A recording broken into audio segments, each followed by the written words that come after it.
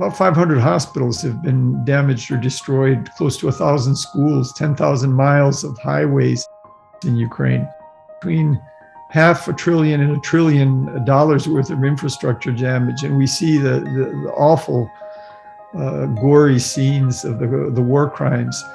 And yet people are standing. They believe in something. They believe there's something to live for. There's even something to give your life for, to die for. And that is, kind of waking up the world.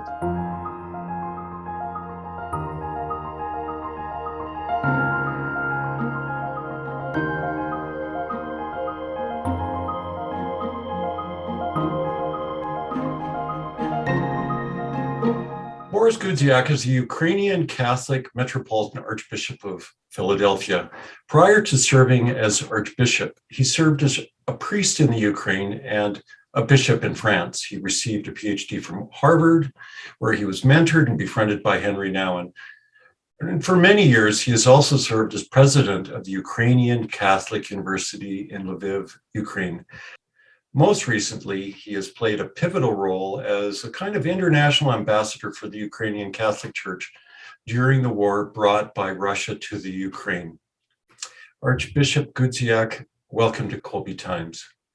Thank you, Bill. It's a pleasure to be here with you. I have a personal connection to you and the church in that I am the grandchild of refugees from Kyiv. My grandparents escaped about 100 years ago and during a time of persecution, and I've been inspired by your recent messages.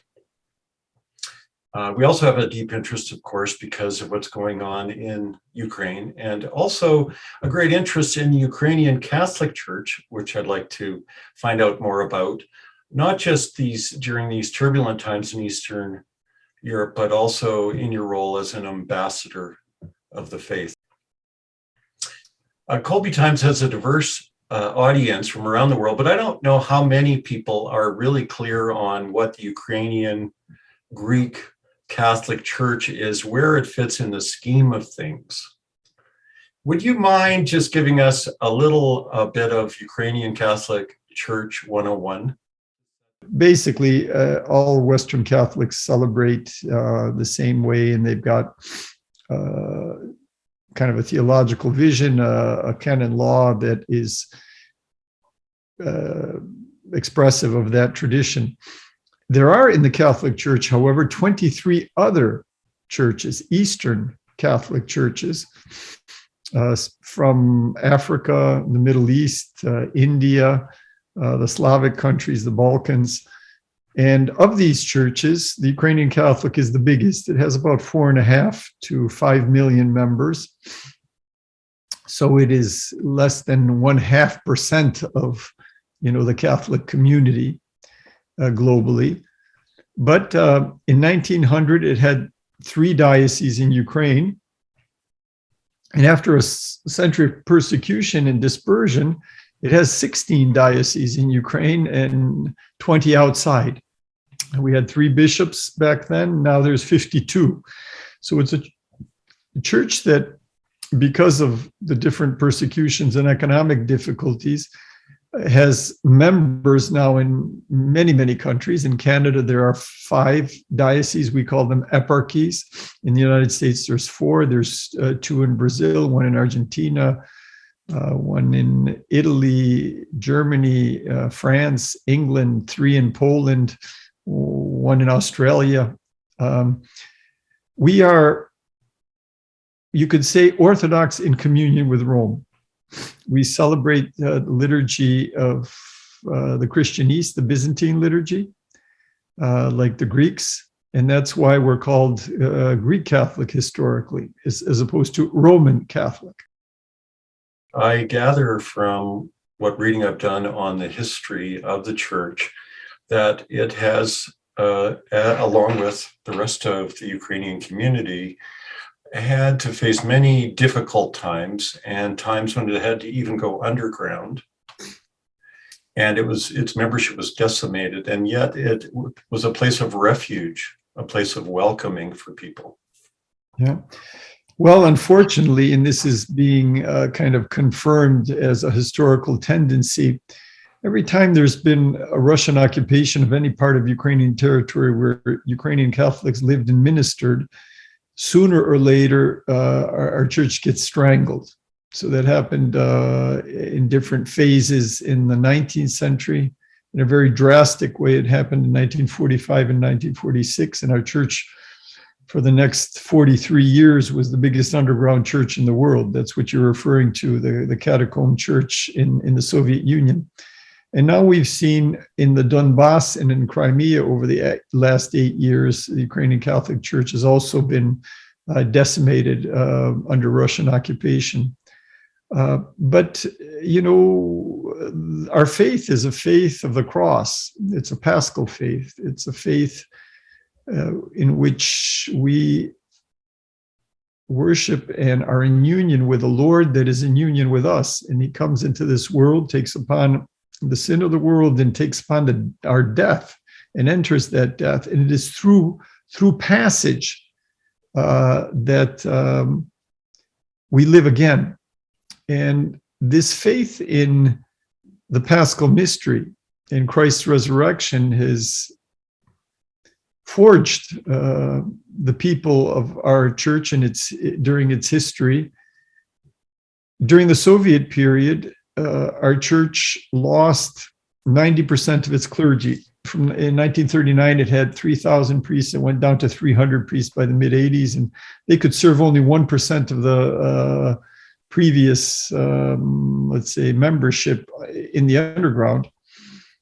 But then when freedom came, the fact that the church had not collaborated with the communists, that it stood its ground, even though if it was diminished, persecuted, you know, people gave their lives for their faith, it emerged with incredible moral authority. And by preaching and incarnating a Catholic social doctrine over the last 30 years, the Ukrainian Catholic Church has had a seminal role in developing Ukrainian civil society. And that is why it can be expected that this church, which is a minority church, it has about 8% of the population in its membership in Ukraine. It has exercised, it has had a voice that is out of proportion to its size. People listen, people are interested in this church that didn't compromise with the Soviets, that in the 19th century was known for its closeness to the people. Ukraine didn't have a state, and it was often the clergy and the bishops who were with the people, while those who ruled were of another confession or of another nationality. And that legacy is being carried over into these times when all of our bishops are in place. Even in the cities which are being heavily bombarded, and the priests are ministering, and the community is trying to distribute humanitarian aid to all comers without any confessional passports, and people are strong. So how does this play out during a time of war? What role do you think the church plays on the ground and in community right now? Well, sometimes when we think of roles, we think of, you know, what is the goal and what is to be achieved. But usually, you know, we Christians can't achieve too much, but we can witness. We can witness to the truth. We can witness to love. We can witness to hope. And that is what the church is doing. Yes, it's trying to be very efficient in delivering humanitarian aid, and Caritas, Catholic Charities in Ukraine is over the last 20 years has often been voted the best charity organization in the country. It is working very efficiently. The dioceses and parishes are doing their best in maintaining networks of communication and distribution, trying to be efficient. But first of all, it's witnessing. It's trying to help people have a peace deep in their hearts as they're surrounded by, you know, warfare and massacre and mayhem. We're going to make it through. I spend a lot of time in Philadelphia and Washington, and if an inch of snow falls here, there's a run on toilet paper. The job of the church is to help people realize what's a real crisis and what isn't, and to have a bit of a sense of humor, to sing, to pray, to hold each other up, and hold each other by the hand, and to heal the wounds. And that is what I think the church is really focusing on. I think the church is probably having an effect internationally, causing people to come together, thinking about what's most important in life. Well, in the 21st century, we've been kind of confused. We've been shooting ourselves in the foot, pulling the rug out from under us. There's a lot of injustices and a lot of problems. And we've had a tendency just to deconstruct everything, to tear everything down. And then we're left with precious little. I was bishop in France, from France, Benelux, and Switzerland, stationed in Paris for 7 years between 2012 and 2019. And I witnessed Brexit, the different fractures and fissures in European society. I came back into the United States of President Donald Trump, and the deep divisions in this country, and the kind of extremes on both the left and right, where there's a lack of common ground, where there's a lack of a common anthropology, understanding, who a human being is. And I think this war is speaking to that, because a lot of people have stopped believing that there is truth, that there is something true. There's what you think, what I think, kind of a, Pope Benedict called it the dictatorship of relativism. And in that context, people get jaded. And here we see, David standing up to Goliath. We see people exercising the greatest love. Jesus says that there's no greater love than when one gives one's life for one's friends. 400,000 people, men have come back, mostly men have come back to Ukraine to join the defense of the innocent, the schools, the hospitals. About 500 hospitals have been damaged or destroyed, close to 1,000 schools, 10,000 miles of highways. It's probably between $500 billion and $1 trillion worth of infrastructure damage. And we see the awful, gory scenes of the war crimes. And yet people are standing. They believe in something. They believe there's something to live for. There's even something to give your life for, to die for. And that is, kind of waking up the world and saying, wait a second, maybe there are true things. Maybe there is justice. And also, maybe there is eternal life. The people that are giving their lives are doing so not only, for the lateral and contemporary fruitfulness of that sacrifice, but they believe that they will live forever. And not just in the memory of history, but in the memory of God. We sing, at our funerals in the Byzantine tradition, we sing this hymn called Eternal Memory. It's not a memory, that has an extensive chronology. It's a memory that is in the mind of God himself. This is shocking, surprising, inspiring, and unifying. I mean, Europe has a new purpose. The North Atlantic Fellowship has been renewed. Here in the United States, in Washington, Democrats and Republicans can finally agree on something. I think many people are looking deep into their hearts, into their souls. We see many people coming to church, and many people who are calling, praying, stopping us, on the street and saying, we're with you. It's a beautiful thing, this human solidarity and this desire to help. And I thank everybody that is praying for the people in Ukraine, that you're informing people, and that you're, very generous in your help.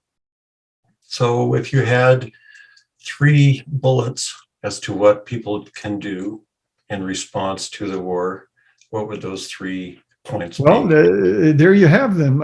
It's prayer. Prayer moves mountains. The Soviet Union seemed for decades to be an invincible force armed to its teeth with nuclear weapons, a superpower. Days and weeks before its demise, even American President Bush came into Ukraine and was telling Ukrainians, don't make moves against this Soviet Union. Don't try to separate. Your separatism is dangerous, because everybody thought this Soviet Union is invincible, and it fell apart without a war, without major bloodshed, because there was a moral imperative. There were ideas and ideals, and there was faith. There was prayer. There was the sacrifice of the martyrs. I believe it was a miracle.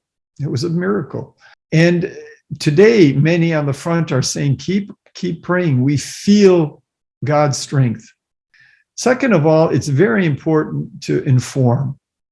There's a lot of misinformation, a lot of propaganda, and there's a lot of good intentioned misconceptions, illusions, which embraced the political leadership of Europe and the United States. For example, there's all this talk about NATO, that the expansion of NATO threatened Russia, etc. That's really, in Putin's language, the NATO thing is a fig leaf, because NATO wasn't threatening. Ukraine wasn't threatening. Ukraine was the first country to let go of its nuclear arsenal. In 1994, it had more nukes than France, Britain, and China combined, and it gave them up, receiving guarantees of territorial integrity from Russia, the United Kingdom, and the United States. And we see, how worthless these guarantees have been. Ukraine's sovereignty and territorial integrity have been violated for 8 years. It's important to realize that what really threatened President Putin and Russia is Ukraine's democracy, the freedom of religion. A third bullet. The third bullet is humanitarian aid. Just imagine 10 million people who had to leave their homes. That's everybody from Winnipeg to the west in Canada.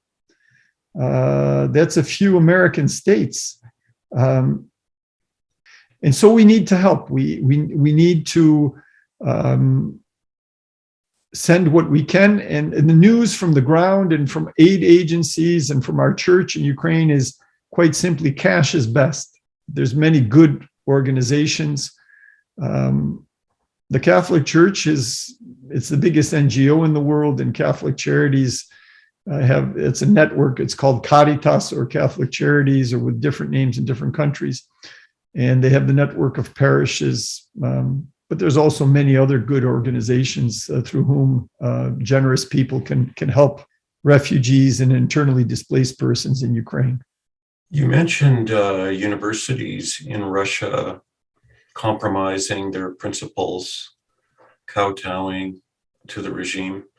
In contrast with that, you've been leading the Ukrainian Catholic University, which I think has espoused a moral leadership. Do you want to tell us a little bit about that and some of the application of the ethos and the principles of the university? It was created as a prototype in Rome by a cardinal who had been exiled from Siberia. He declared its creation in 1963, and it was a small laboratory of something that should be moved to Ukraine, when communism fell. And, people thought that was a crazy idea. When I went to study there were 11 of us students in the university. But we were too young not to believe this cardinal. He said, don't worry, evil won't last forever. And he blessed me to do my studies at Harvard. And then after that, his successor in 1992, after the fall of the Soviet Union, 1991, he asked me to work on organizing this university. And we felt that we have nothing, so we have nothing to lose. Let's kind of try and reinvent what the university is. Not something that just programs the mind, but has a holistic approach to the person who has a body, a soul, a psyche, and relationships. And to do this really in a Trinitarian way. Our faith, our Christian faith, is in a God that is three persons in one Godhead. And there is a relationship of love between the persons. And being a human being means being in relationship. So those were some of the fundamental principles. Now, post-traumatic societies that have endured genocides generation after another have a big problem because people are afraid of the other. The other is dangerous. The other can kill. The other can betray me. So there's a lack of trust, and there's a mask, a facade, a wall between people. And what we decided to do is we looked for ways, pedagogies, to drop those masks, walls, and facades. And so we introduced our mentally handicapped friends with mentally handicaps into the heart of the university, not as a social project, but as tutors of human relations. So our friends with our special needs, they have special gifts. They don't care if you're rich, poor, where you got your degree, how much you know. They want to know, can you love me? And they're in the university asking that question and opening people up in a post-traumatic society. In many other things, we tried to look at the university experience, put it on the table, dissect it a little bit, and said, can we do this in a way that is more life-giving, that is particularly responsive to the needs of a post-communist, postmodern, multi-ethnic, polyconfessional society. The university isn't big. It's got 2,200 students, but it has the highest incoming SAT scores of students. So it's the university of choice of the talented people from throughout the country. I mentioned that only 8% are Eastern Catholics, 1% Roman Catholics in Ukraine. So most of the students are not Catholic. Many of them, are not churched, even maybe not baptized, but they come to a community where there are two M's as the columns of the university: the marginalized, which I just described, who we've put in the center; the mentally handicapped, who are in the center of a intellectually ambitious school and helping us deal with the dangers of intellectual pride and competition. And the other are the martyrs. Those are those who did not compromise and did not collaborate with the powers that be and did so at the cost of their life. And they won the gold medal of the 20th century when totalitarianism tried to reconfigure the human being. And so we look at their history and their witness and see what we can learn to meet the great challenges of the 21st century. And it is looked to as a model for the reform of higher education, but also just as an organization. There's great love. I invite all of the listeners or viewers to look it up on the internet, the Ukrainian Catholic University, and they're putting out very interesting materials now about the war and how young people are responding to it and about the activity of the students. They're all engaged in volunteer work, and classes are still going on. Well, I think it is inspiring, and I wonder if we can learn from the example and apply some of these principles to our own civil societies outside of the Ukraine. Like, for example, at the university, you have humanities and social sciences, and you have a health and human welfare faculty. What are some things that are being applied, some examples of a project or an initiative that are applied at the university that could be replicated and scaled elsewhere in the world? Well, just to continue that first intuition, we invited our friends with handicaps to live in the dorms.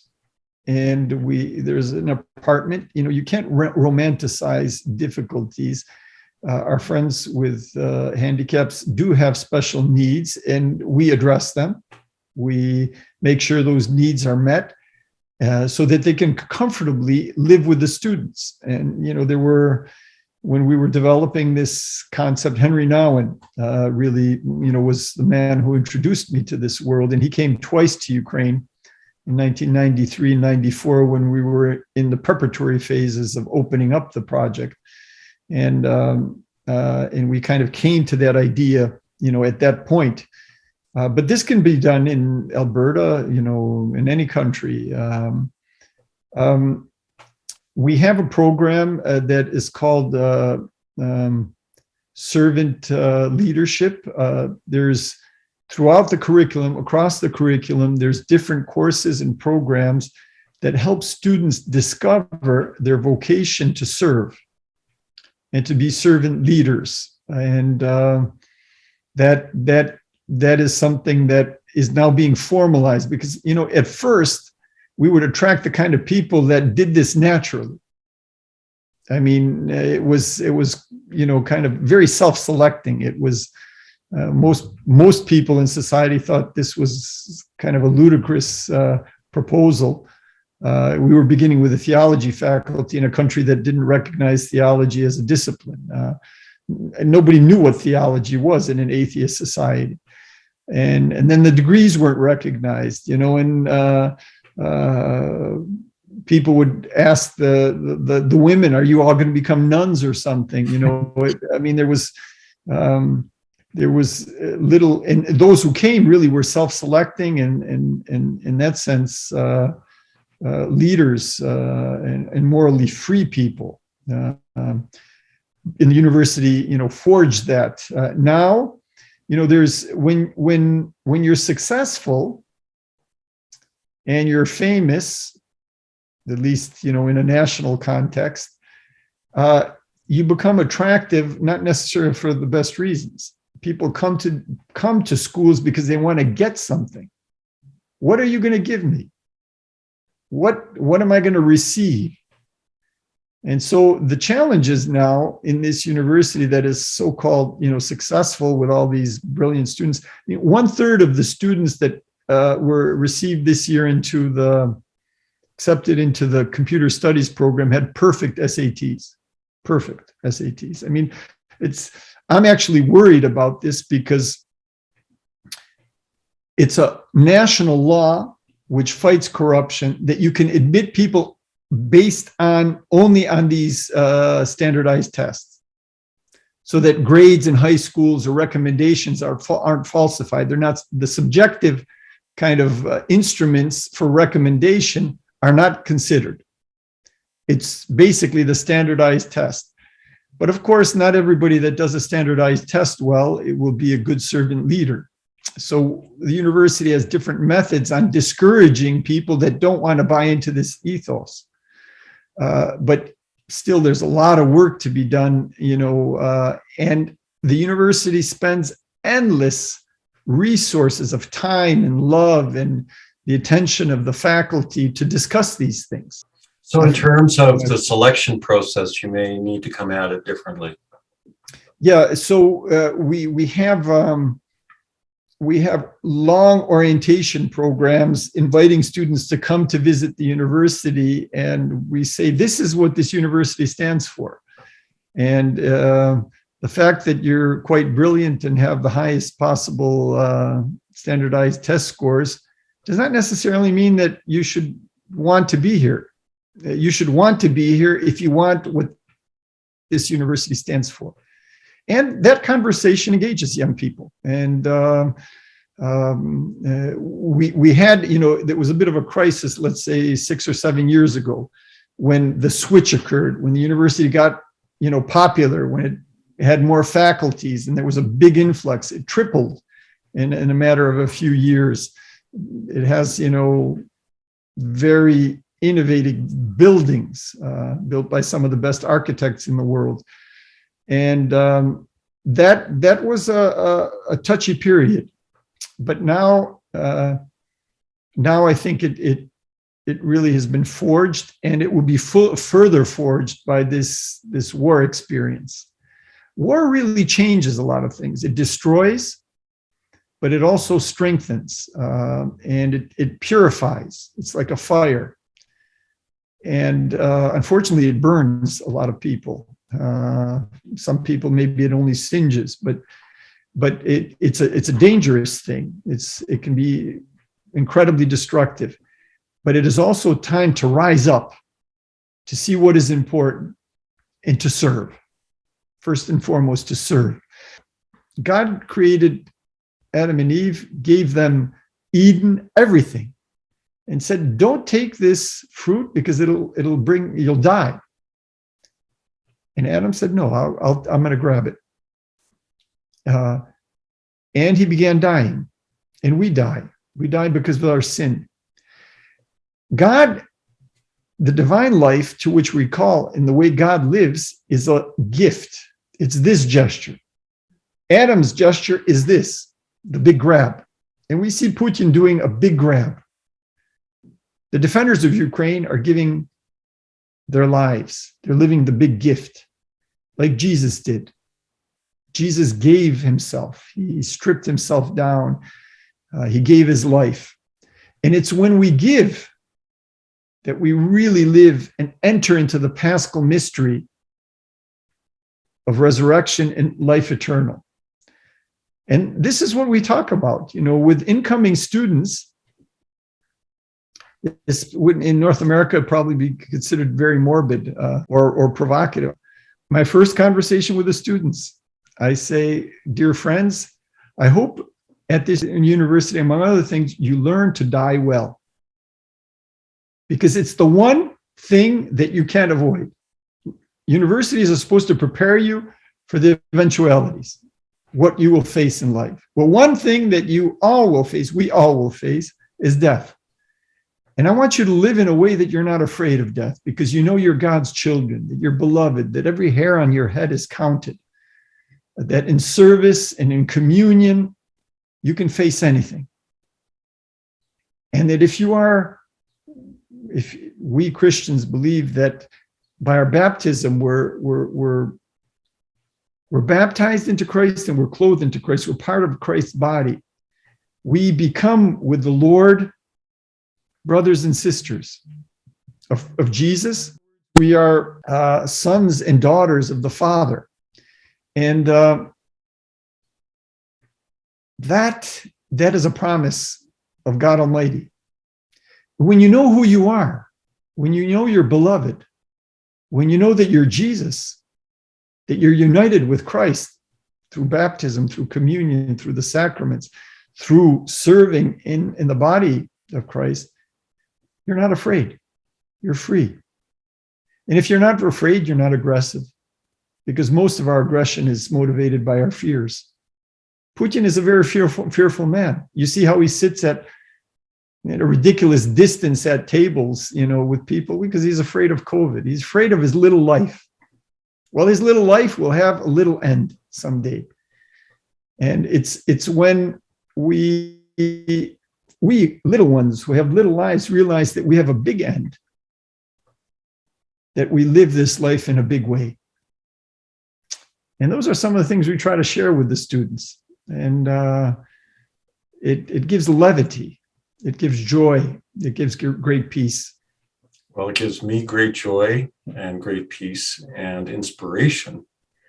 And no better way, I think, to end our talk than to hear about the inspiring teaching, the inspiring example, not just of your students, but of your faculty and of yourself, and the model of the church. Thank you, Bill. Thank you for your ministry, for what you and your wife do, reaching out with the charism of St. Francis. The world really needs that, and just continue witnessing. The Lord will give growth to the seeds. Thank you.